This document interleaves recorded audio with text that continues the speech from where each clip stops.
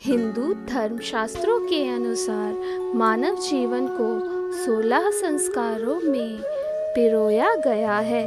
पहला संस्कार गर्भाधान संस्कार है, जिसके जरिए मानव जीवन की प्रक्रिया प्रारंभ होती है। इसी तरह दूसरे संस्कारों को उम्र के हिसाब से पूरा करता हुआ मानव जीवन 16वें संस्कार यानी अंतिम संस्कार की ओर बढ़ता है और आत्मा के शरीर छोड़ने के साथ ही मानव जीवन का अंतिम संस्कार पूरा हो जाता है।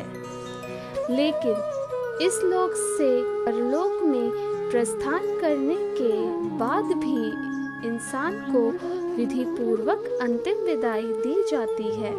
इसमें सबसे प्रमुख है दाह संस्कार या नश्वर शरीर का पंचतत्व में विलीन होना। इसके शास्त्रों में नियम दिए गए हैं। उन नियमों के अनुसार अग्निदाह करने पर मानव सभी तरह के मोह माया और जीवन के जंजाल से मुक्त होकर श्री हरि के चरणों में जगह पा जाता है। तो दोस्तों, स्वागत है आपका आपके अपने YouTube चैनल एंशिएंट वर्ल्ड में। आज हम बात करेंगे कि गरुड़ पुराण के अनुसार क्यों किसी व्यक्ति के मृत शरीर का अंतिम संस्कार दिन में ही किया जाता है।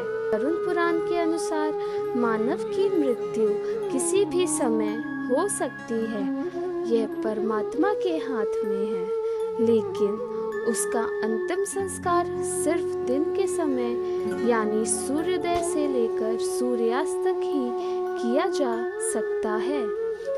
दिन ढलने के बाद यानी रात में मृत्यु होने पर अंतिम संस्कार के लिए सूर्योदय का इंतजार करना चाहिए। हिंदू धर्म के मान्यताओं के अनुसार चिता को अग्नि रात्रि में नहीं देनी चाहिए। गरुड़ पुराण के अनुसार दिन में अंतिम संस्कार से मृत आत्मा को स्वर्ग की प्राप्ति होती है। गरुड़ पुराण के अनुसार यदि अंतिम संस्कार सूर्यास्त के बाद किया जाता है तो मरने वाले को परलोक में कष्ट भोगने पड़ते हैं और अगले जन्म में उसके अंगों में खराबी हो सकती है या कोई दोष हो सकता है। इसी कारण सूर्यास्त के बाद दाह संस्कार उचित नहीं माना गया है।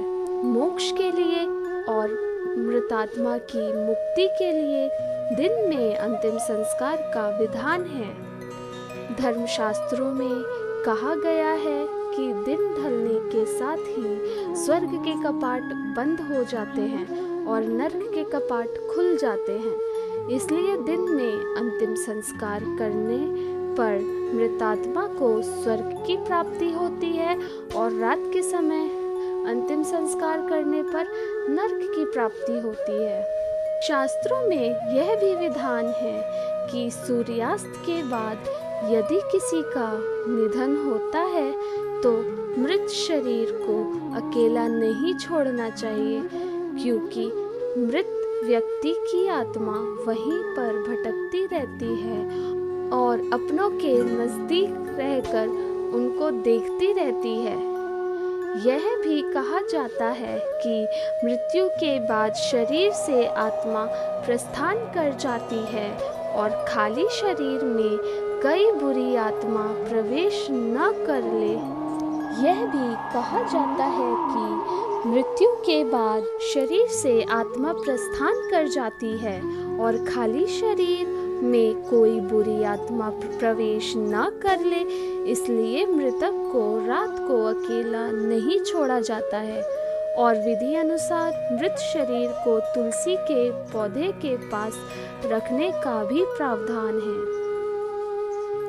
अगर आपको ये वीडियो अच्छी लगी हो तो मेरे चैनल को सब्सक्राइब करें और बेल आइकन प्रेस करना ना भूलें।